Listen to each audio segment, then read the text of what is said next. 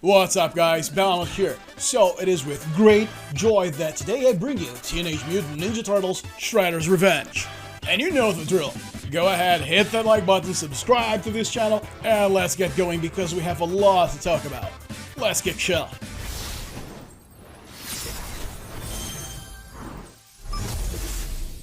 After Streets of Rage 4, which to me became the undisputed king of beat-em-ups, all eyes were on .mu. We thought, what are those maniacs gonna do next? So instead of amping things up, they pulled something which I particularly consider to be a very elegant move. They didn't go above, they sidestepped. I'll explain it very quickly so this doesn't turn into an essay about Streets of Rage 4.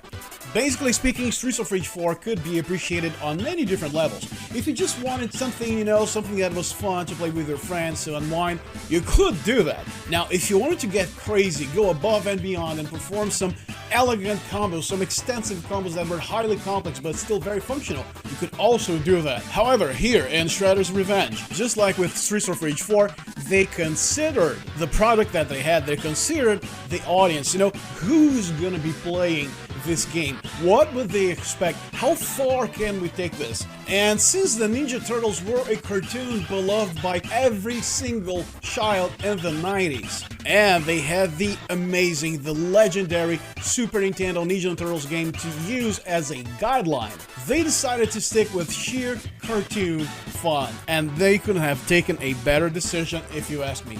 Absolutely everything looks delightful, the animations are beautiful, the sprites are colorful, the backgrounds are interesting and are beautifully drawn. No wonder this game took a little while to be done. The Ninja Turtles animations are done very elegantly and respectfully to the characters themselves. You have Leo, who's a more centered leader type of guy, then you have Mike, which has become one of my favorites after I played Shredder's Revenge. He clearly mimics Bruce Lee in his moves. I thought that to be absolutely amazing. He's one of my favorite turtles to play as, and let me know yours. Then we have Raphael, who's, very strong but cocky. And also we have Donnie, who's the tech guy out of them all. His starting animation, I think it's my favorite. He crouches down and plays a Game Boy. And it was also a very nice surprise that they decided to include April O'Neil as a fighter. And she has quite a few moves that actually mimic Chun-Li's attacks. And if you ask me, that was a nice tribute. And of course we also got Splinter, which was a very surprising addition, although of course it made complete sense. And yes, there is one very special character that you can unlock after you beat the game, but I'll try not to spoil it for you. And if you know who it is, then don't tell anyone in the comments, okay? Let's let people enjoy themselves. The world needs a lot more of that. And if there's something that .mu proved that it can do really well, is to pay tribute to classic games that gave rise to their current projects. Not only you see many familiar locations and settings, but also you're gonna see some really nostalgic stuff that, to be honest, a whole lot of people won't know where it came from.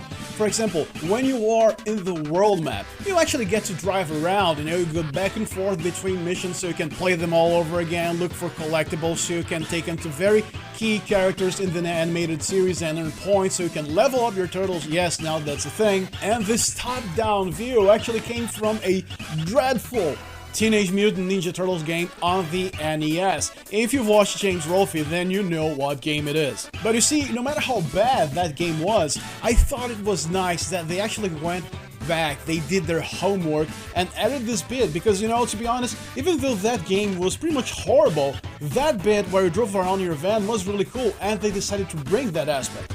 Just like, yes, I'm gonna mention Streets of Rage 4 again, when they decided to bring Break back. Seriously, if you've never done your research on that series, then you won't even remember that that thing exists, but when I saw it I thought, holy shit. Now let's talk a little bit about the gameplay aspect.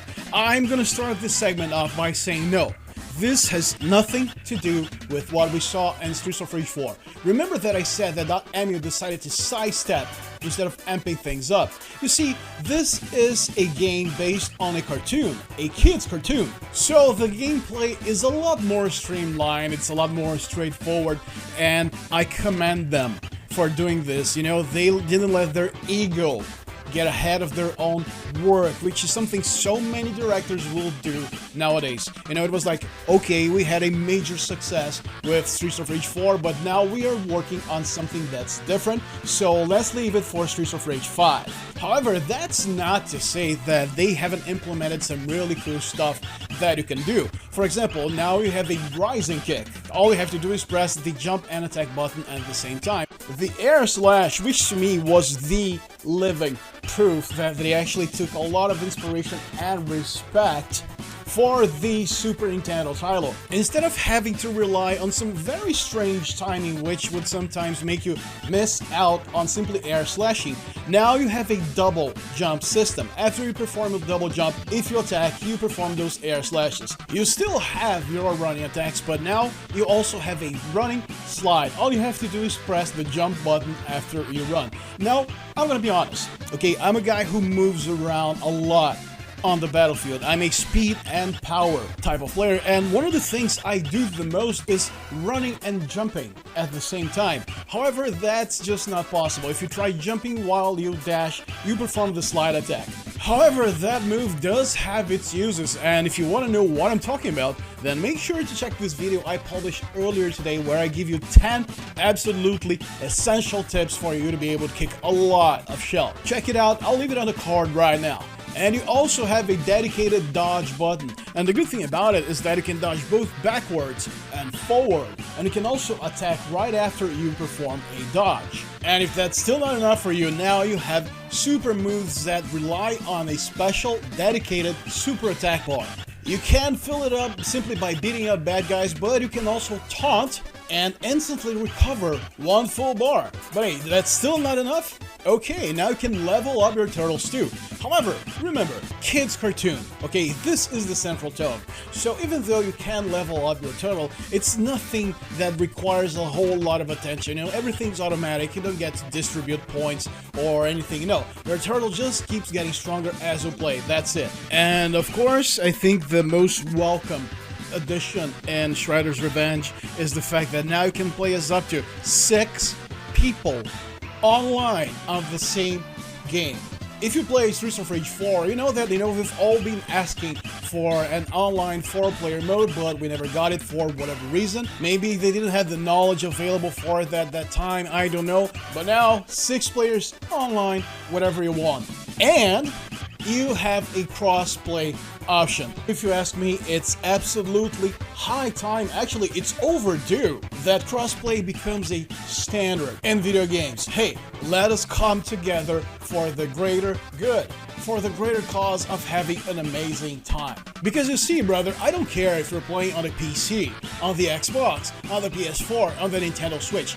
All I care about is being there with you on the front lines, kicking ass. And on a game as fun as this, with online 6-player co-op, with so many stages, such a diverse cast of bosses, you can bet there's a lot of shell to be kicked. So in the end, Teenage Mutant Ninja Turtles Shredder'S Revenge earns an amazing 10 out of 10. Now get out there and kick some shell. And hey, maybe we'll even get to play online together. Who knows? So this was Balmont speaking to you. Remember to hit that like button and smash that subscribe button if you wish to support us. You can also join our members club to support future videos like this. Thank you for watching, and I'll see you next time. Later.